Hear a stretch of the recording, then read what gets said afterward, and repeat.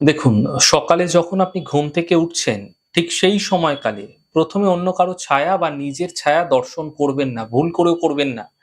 অথবা ঘুম থেকে উঠে এঁটো বাসন ভুলেও দেখবেন না। এতে রাহুর দুষ্প্রভাব আপনার জীবনে অবশ্যই বৃদ্ধি পাবে।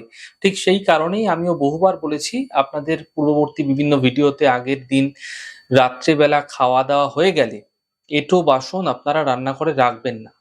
মাজা ধোয়া করে তবেই আপনারা শয়ন নিদ্রা গ্রহণ করবেন। দেখুন, ঘুম থেকে উঠে যদি আপনারা ১ম এ টয়লেটে চলে যাচ্ছেন, ১ম এ এঁটো বাসন দেখছেন, এমনটি মোটে শুভ নয়। ঘুম থেকে উঠে অনেকে ১ম এ আয়নায় মুখ দেখে। ঘুম থেকে উঠলো, আয়নায় ১ম এ নিজের মুখটা দেখে নিল। এমনটি দেখবেন না।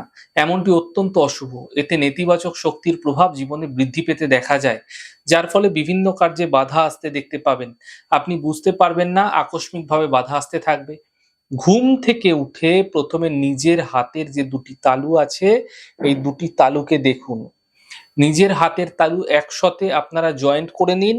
নিজের হাতের তালু দেখতে, দেখতে একটি ছোট্ট মন্ত্রের জপ করুন।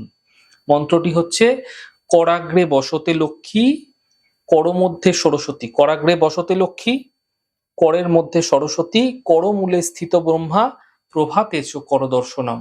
এই ছোট্ট মন্ত্রের জপ প্রতিদিন ৩ বার করে করুন। তারপরে আপনারা বিছানা থেকে নামুন এবং ১ম এ মন্ত্র জপ হওয়ার সঙ্গে, সঙ্গেই আপনারা কি করবেন?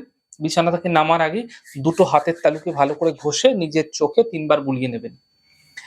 এইভাবে আপনারা আপনাদের প্রক্রিয়া প্রত্যায়িকভাবে করুন এবং দেখবেন আপনাদের যে কাজগুলিতে বিভিন্ন ধরনের বাধা আসছিল, সারাদিন জুড়ে বিভিন্ন কাজ করেন, সেই কাজে বিভিন্ন ধরনের ছোট, ছোট বাধা চলে আসে, বিঘ্ন চলে আসে, তা অনেকটা কম হতে দেখতে পাবেন এবং বিভিন্ন ক্ষেত্রে আসা অশুভ প্রভাবগুলি যে এরকম চলে আসে সারাদিন জুড়ে, সেগুলো দূর হতে দেখতে পাবেন। এই ছোট্ট প্রক্রিয়া আপনাকে আকস্মিক লাভ দিতে পারে।